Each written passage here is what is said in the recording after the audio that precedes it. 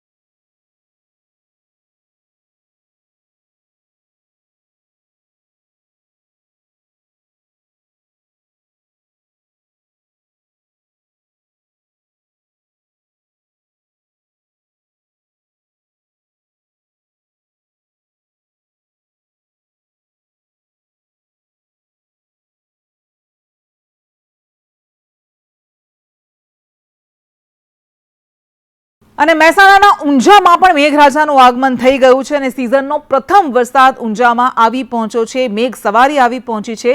ભારે ઉકળાટ બાદ ધોધમાર વરસાદ વરસવાનો ઊંઝામાં શરૂ થઈ ગયો હતો અને વરસાદ પડતા શહેરના રસ્તાઓ પણ પાણી થઈ ગયા હતા, રસ્તાઓ પર પાણી વહેતા થયા હતા અને જે ઘણા સમયથી તૃપ્ત ભૂમિ હતી અને શુષ્ક ભૂમિ હતી, આ ભારે તાપને કારણે, અસહ્ય ઉકળાટને કારણે ત્રસ્ત થઈ ગઈ હતી। એ ધરતી પર પણ હવે મેઘ સવારી આવી પહોંચતા, ભીંજવતા અહીંયા પણ રાહત અને ટાઢક ફરી વળી છે।